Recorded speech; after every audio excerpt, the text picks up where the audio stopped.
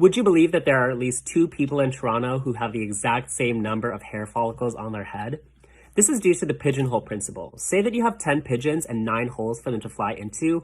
There aren't enough holes for every pigeon to have a different one, so there has to at least be one hole with more than one pigeon in it. Well, a person has an average of 100,000 hair follicles on their head. Let's say, for the sake of argument, if some people have really super thick hair, the most a person can have is 1 million. So assign everyone in Toronto a whole number between 0 and 1 million, which is the exact number of hair follicles on their head, and there will be fewer options for people to have than there are people in Toronto, which has a population of 2.9 million. Not enough for everybody to have a different number, meaning there has to at least be 2 people with the exact same number, and they don't even know it. Here's a quick song to remember the quadratic formula. It's such a rolling in the deep. It's very nerdy, I know, but you kind of just have to get into it. Negative b plus or minus square root of b squared minus 4ac all over 2a. If you haven't seen the quadratic formula before, here's your primer. It basically gives you the x-intercepts of any quadratic equation of this form. Since there's this plus minus thing going on, you usually get 2 answers out of it if the thing inside the square root that you're adding and subtracting is a positive number. However, if it's 0, you don't plus or minus anything. You only get one root, which is negative b over 2a. But if you're taking the square root of something that's ultimately negative, you don't get any real solutions. The parabola won't intersect the x-axis at all. And so the sign of this term determines whether the parabola intersects the x-axis once, twice, or not at all. And so it's important enough to have a name, and it's called the discriminant. Here's a story of how a simple math mistake cost NASA $125 million. So the Mars Climate Orbiter was a space probe sent by NASA to study Mars in 1998, and the team at NASA hired some contractors to build and design the space probe. Now, NASA uses the metric system, and they specified this in the documentation with the contractors, but they used imperial. And there was one specific piece of acceleration data that got lost in translation. NASA wanted it in metric, they thought it was in metric, but it wasn't, and each party thought the other party was going to do the conversion. Now, when the orbiter reached the planet, the team at NASA had calculated for 150 to 170 kilometers of clearance from the surface, but it ended up coming in at much closer than that. And years of work, research, and $125 million was lost that day when the probe crashed and was never seen again. And this is why your teachers hound you about including units at the end of your answers in word problems. You might be able to get away with making lazy mistakes as a student, but in the working world, those mistakes have consequences. Here's one way graphs can lie to you: misleading axes. Here's a graph meant to smear Planned Parenthood by a group called Americans United for Life, and I'm not saying they're not the brightest bunch, but it doesn't take a PhD in statistics to realize that this is just plain wrong. The number on the pink line should put it way above the red line. Here's that same graph with an actual vertical axis, and here's a third graph that gives an even fuller picture of what's going on at Planned Parenthood. Now, these 2 graphs I generated from the same set of random numbers, but if I want to tell a story of stability, I just have to use a large range for my vertical axis. But if I want to tell a story of volatility, all I have to do is use a very small range on my vertical axis, and suddenly every little change looks a lot bigger. What's great about graphs is they help us visualize the data when it's very hard or even impossible to do so just by looking at the numbers. But you can never trust graphs to tell you the full story, especially if the people behind them might have an agenda. Here's a story of the time that misleading statistics led to a 9% rise in abortions in the UK. It all started with a headline that read that women who were using a particular birth control pill were twice as likely to develop blood clots. Now, as you know, most people don't bother to read the footnote that goes along with the headline, which is the article itself, because what the researchers actually found was that the risk of these blood clots went from 15 in 100,000 to 25 in 100,000 from the second generation to the third generation of the pill. And that's a factor of 1.67, which you could round up to 2. So while these 2 headlines may be mathematically equivalent, one of them doesn't really seem newsworthy, does it? And the other one is very clickable and shareable. And indeed, this headline caused a panic and drove thousands of women to switch their birth control pills, and this led to a rise in unplanned pregnancies and abortions when they had previously been falling. You can't consume news just by reading the headlines, because lots of them are phrased in a way to be intentionally provocative, and the numbers might not mean what you think they mean. Did you know there are different levels of infinity? In fact, there are infinite levels of infinity, but I'll tell you about the smallest too. The smallest is called countable infinity, and as Vsauce puts it, it's the number of hours in forever, the number of whole numbers on the number line. 1, 2, 3, 4, 5. If you want to include the negative ones in 0, you can say 0, 1, -1, 2, -2, 3, -3. The point is that there's some mechanism to count them, even if counting takes forever. But there's a larger infinity in the numbers just between 0 and 1, and this is called uncountable. Think of countable infinity like the number of stars in an infinite sky, and uncountable infinity like the blackness between them. You can count the stars, or at least have some way to go from one star to the next, but you can't count the blackness. Lots of people think of infinity as this mystifying dragon that can never be understood, and yes, it is strange and mystifying, but there are ways to categorize it and use it without everything falling apart and tame the dragon. Some infinities are simply larger than others, and Cantor proved this in his famous diagonalization argument. Suppose you created a list of every number between 0 and 1, in whatever order that you like. Then I can come up with a number that's not on your list just by simply using the diagonal. So I'll use this number, but I'll change every non-zero digit to 0, and all the zeros to 1s. Then my number will disagree with everything on your list, because if you take the nth number of your list, it will disagree with my number in the nth digit. Therefore, my number is not on your list, and your list is not complete. Unlike, say, a list of all even numbers, integers, even fractions, I could enumerate in an infinite list. But the numbers between 0 and 1 are just a larger quantity, an infinity infinitely larger than infinity. Riddle of the day, here's a bit of a tough one. Let's say that I've got 25 horses and I need to find out which are the top 3 fastest. Problem is, I don't have a stopwatch or any tool to time them. All I have is a racetrack that I can race them on and compare them against each other. And the racetrack only holds 5 horses at a time. What is the minimum number of races that you need to hold in order to find the top 3 fastest horses? Pause here and give it a try. First up, we need to race everyone in random groups of 5. And let's say that the columns represent the order they placed in their race. Anyone who came 4th or 5th in their race is automatically out of the running. Now race everyone who came first. And let's say the results of that race are A, F, K, P, U. Horse A is for sure number 1, but we need another race for 2nd and 3rd because B or C could possibly outrun F or K, for instance. P and U are out of the running, along with everyone they beat. K can hope for 3rd place at best, so everyone who lost to him is out of the running. And similarly, F and G can only hope for 2nd and 3rd. This leaves us with 5 more horses in the running who will race for 2nd and 3rd place to A. Math story time. So you've probably heard of Pythagorean theorem, which says that a squared plus b squared equals c squared. And there are many triplets of whole numbers that fit into this equation. For instance, 3, 4, and 5. But what if instead of a power of 2, we changed it to a power of 3? The French mathematician Fermat said that there were no whole number solutions to this, or for that matter, for any power greater than 2. You can try to plug in a bunch of triplets of numbers, and it certainly seems like it's impossible, but to really prove it requires a more logical argument. And Fermat claimed to have found a proof of this, but that his margins were too narrow to contain it. And then he died. And so it went down in history as Fermat's last theorem. And ever since, people have tried to prove it and failed. People offered million-dollar rewards for it, and it was called the hardest problem in mathematics. This was all the way back in 1637, and it wasn't until 1995 that it was finally proven by Andrew Wiles. And it took over 300 years of mathematical advances, people inventing new branches of math, all to do what Fermat said he could do, if only he had more space on his page. How would you fairly cut a cake to share it between 2 people? Well, how about I cut it into 2 pieces and you get to choose your piece and I get what's left? You can't complain because you are going to get your first choice. And I can't complain because you having the first choice will mean that I'll cut it in a way that I would be equally happy with either slice. But Kyne, why don't we just use a measuring tape to cut it down the middle? Well, what if the cake was an irregular shape? Or what if it had candles and sprinkles that were unevenly distributed? People have written papers on how to extend this problem for 3, 4, or 5 people. Now, why are mathematicians so interested in cake? Really, the cake is just a metaphor for advertisement space, land estates, broadcast time, things that have to be shared between different people who want as large a share as possible for themselves. This was a problem first devised by Hugo Steinhaus after World War II. And it's a really great illustration of how, at its heart, math is not about numbers or calculations. It's really just a matter of logic. One of the most common statistical errors that people make is inferring causation from correlation. Just because 2 things happen at the same time doesn't mean that one of them causes the other. Europeans in the Middle Ages used to think that having head lice made you healthier because sick people never had them. But actually, lice are just very sensitive to temperature and don't like people with fevers, so the causal relationship was actually in the opposite direction. Now, sometimes the correlation is just mere coincidence. Take a look at this graph of cancer diagnoses over time and the consumption of aspartame. What else increased during this period that I could overlay on this graph?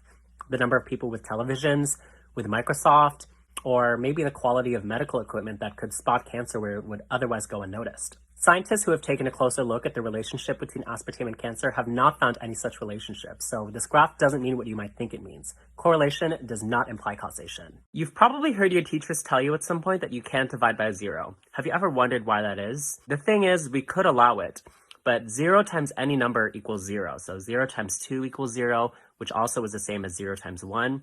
If I was allowed to divide both sides by 0, I could show that 2 equals 1. And I could also show that every number equals every other number this way. $10 would mean the same thing as $0, and negative $20, and $1,000,000, and numbers would just lose their meaning. When you divide something like 10 by 5, you're essentially saying, how many times do I have to subtract 5 away from 10 in order to get down to 0? But 10 divided by 0, even after infinite subtractions of 0, you'd still be left with 10. So even infinity is not a good answer. Division just doesn't work that way. If we want numbers to be useful and for math to be meaningful and consistent, we have to set up some rules on how numbers and operations work, and not dividing by 0 is one of those rules. Riddle of the day. I've got an 8x8 chessboard here and a rook here at this top corner. Is it possible for my rook to make it all the way to the opposite corner by touching every single square on the chessboard once and only once? Pause here and think about it. So this is actually impossible. First of all, we have 64 squares on the chessboard, and I'm already starting out on one, so I need to touch all 63 others in 63 moves, where my last move lands me on the desired spot. However, if you're on a white square, your only possible moves are to one of the black squares around you, and vice versa. If you're on a black square, your next move has to be to a white square. However, I'm starting out on a white square, so my first move has to be to one of these two black squares. And then my second move is going to have to be to a white square. My third move, a black square, fourth, white. And I'm always going to land on black squares on odd-numbered moves and white squares on even-numbered moves. But my 63rd move has to land me on this white square, and that's impossible. Riddle of the day. A prosecutor has found an incriminating DNA match, and he claims that the odds of finding a match against an innocent man are extremely low. Therefore, the odds of this man being innocent are also as low. But this is a fallacious argument. Can you spot the problem? Pause here and think about it. Let me give you another example. What are the chances that I own a horse if I tell you that I own a four-legged animal? Probably pretty low since there's so many four-legged animals to choose from. But on the other hand, what are the chances that I own a four-legged animal if I tell you that I own a horse? Almost 100%. When you're given a conditional probability, what are the odds of A given B, you can't freely switch A and B. Those of you who've studied Bayes' theorem will know why. But this is exactly what the prosecutor is doing by claiming that the odds of finding a match given an innocent man is as low as being innocent given that there's a match. This is called the prosecutor's fallacy, and it does occur in real life. And in part 2, I'll tell you guys about the most tragic miscarriage of justice that happened when it did. This is one of the most tragic stories relating to a misuse of statistics. Sally Clark was a mother found guilty of murdering her 2 infant sons, and her lawyers claimed that it was a double case of sudden infant death syndrome, or SIDS. The prosecution claimed that the probability of this happening once was 1 in 8,543, and twice in a row would be 1 in 73 million, which they got by multiplying the probabilities together. But you're only allowed to do that when the events are independent, and there are very good reasons medically to doubt that assumption. But the prosecution claimed that Sally Clark had a 1 in 73 million chance of being innocent. And even if the 73 million figure is correct, which it's not, this is the wrong conclusion to make. This is the prosecutor's fallacy, which I covered in my last video.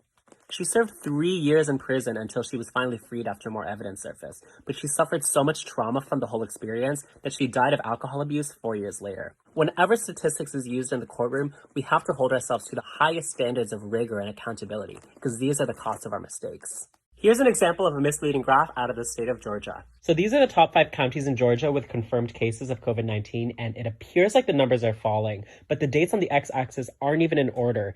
It jumps from April 28th to 27th to the 29th, then to May, then back to April. The office of the governor had to apologize for this. I honestly can't wrap my head around how any statistician would have approved of doing this, but it was published by Georgia's Department of Public Health.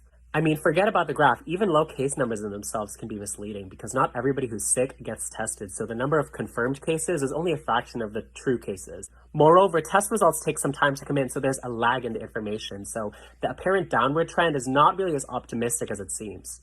There are people out there breaking quarantine and lawmakers easing restrictions because of data just like this, and it comes at the cost of human life. If you've never bothered to pay attention in your stats course, please don't become a politician. Okay, why is every number raised to the power of 0 equal to 1? Think about it this way. 2 to the power of 1 is 2, and as I increase the exponent by 1, I multiply by 2 every time. So 2 times 2 is 4, times another 2 is 8, times another 2 is 16. So going backwards, I'm dividing by 2 every time. So as the exponent goes down by 1, I'm dividing by 2. So 16 divided by 2 is 8, divided by 2 is 4, divided by 2 is 2. If I divide by 2 one more step and bring the exponent from 0 down to 1, 2 divided by 2, well, that's equal to 1. I know it can be confusing because you learn exponents as a number multiplied by itself that many times, but there are many ways we can apply exponents beyond just positive whole numbers. So we can even say 2 to the power of negative 1 is equal to 1 divided by 2. So all I have to do is divide by 2 one more time, and that's 1/2. Are there such things as boring numbers? Maybe to a young student being forced through math there is, but I think if you ask most mathematicians, they would say no. There's a very famous anecdote between the two mathematicians Hardy and Ramanujan. Hardy was once visiting Ramanujan while he was ill, and he remarked that the number on the taxi that brought him there, 1729, was a rather dull number, at which point Ramanujan said, no, that's a very interesting number. 1729 is the smallest number that can be expressed as the sum of two positive cubes in two separate ways. And now we call such number a taxicab number because of this exchange. I think every number has some interesting quality to it that makes it stand out from the rest, and maybe we just haven't found it. James Grime has a really good thought experiment. He says, let x be the smallest non-interesting number if it did exist. Well, to be the smallest non-interesting number, if you ask me, is a pretty interesting quality to have. Here's a story of one of the most famous mathematicians of recent history, Alan Turing. He's often called the father of computer science and artificial intelligence, and during World War II, he helped end the war by cracking coded messages. It's estimated that without him, the war would have gone on for another 2 years. So by helping to end the war early, he saved 14 million lives. So this man should be a national hero, and yet the British government charged him with gross indecency, which was a criminal offense, only a couple years later because he was gay. And he was chemically castrated, and a couple years later, he committed suicide by cyanide poisoning. And it wasn't until 2014 that the Queen of England finally gave him a proper official pardon. Now, personally, I think everybody who was convicted under this law should receive pardons regardless of their fame or achievements. But in Alan Turing's case especially, this was someone whose name we should all know and who deserved so much better. Okay, so an imaginary number is any multiple of the number I, which is defined by the relationship I squared equals -1, or more simply, I equals the square root of -1. But Kyne, you're not allowed to take the square root of negative numbers. Well, remember when you were a young child first learning about subtraction in school? Your teacher might have told you that you're not allowed to subtract larger numbers away from smaller numbers. You're allowed to take 5 minus 1, but you're not allowed to even ask what's 1 minus 5. But really, your teacher just hadn't yet introduced you to the concept of negative numbers. And actually, people had a very hard time accepting that negative numbers were a legitimate number in history. But now we know that they very much exist. They're very useful for conceptualizing debt, for instance. And in the same vein, imaginary numbers are very useful in physics, electricity, computer science. They have many applications. Imaginary just happens to be a very bad name because people think that it's just made up. But if you can convince yourself that 0 is a number and -1 is a number, imaginary numbers are numbers just like everyone else.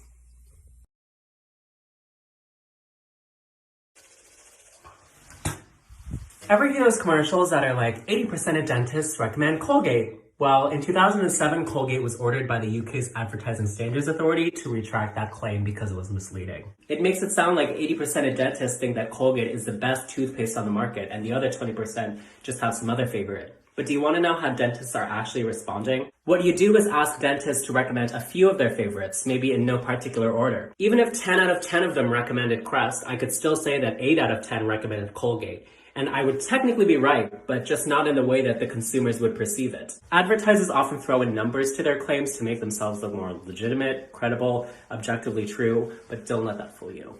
What is your favorite number? Because I recently commented that mine was 2, and some of you were asking why. Well, I just think it's very beautiful that everything seems to come in 2s, from hot and cold, black and white, true or false, positive and negative charges. Every action having an equal and opposite reaction. I just find the concept of duality and like yin and yang very romantic. So that's what makes 2 my favorite number. But what is your favorite number? Does it have any personal meaning in your life? Does it have a mathematical property that you really like? Or does it just give good vibes off to you? Let me know.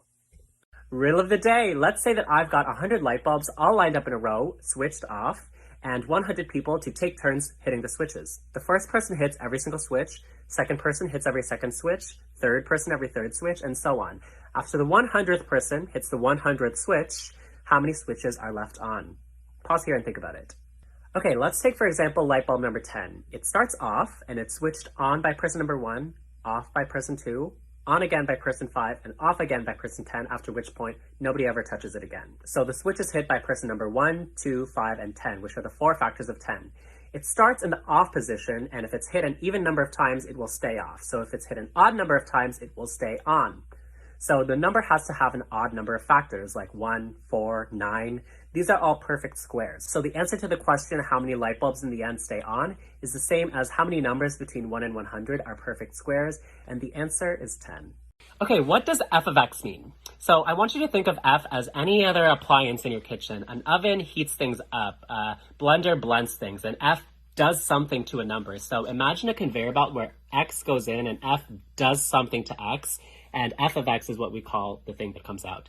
Sometimes f does nothing at all to x, it just outputs whatever you gave it. Sometimes what it outputs has nothing to do with the number you give it, it will just always output 1 in this case. Here, f of x is your number times 2. And in this case here, f of x can refer to other functions like g of x plus h of x plus a 5 added on to the end of it. I don't know. So why do we switch to function notation when you might have been used to saying y equals 2x? Well, sometimes it can be confusing. Are you talking about y the number or y the function? So numbers can be positive, negative, even, odd.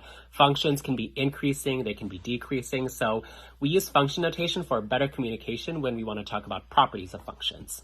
What does the Fibonacci sequence have to do with flowers? You start with 0, 1, and then you get the next number by adding the previous 2, and you can continue this pattern forever. What's interesting is I can take two consecutive numbers and divide them, and the ratio you get by taking bigger and bigger numbers converges to the irrational number called the golden ratio, which you might have heard of it. If you ever stop to count the petals on a flower, you might notice that they always come in a Fibonacci number. This is an orchid, and it has 5 petals with 3 in the little bulb in the middle. And that's not a coincidence. Flowers have evolved to grow their petals in a way that would maximize their exposure to pollinators. So it's very inefficient for them to be overlapping each other or leaving big gaps. It turns out that the golden ratio provides the perfect rotational angle for flowers to grow their petals and leaves in a way that blooms and spreads out in the most efficient way possible by growing them a 1/5 of a circle away from the last one. And that's just one of the many examples where you see the Fibonacci sequence in nature. So the next time you're out smelling the flowers, count the petals too.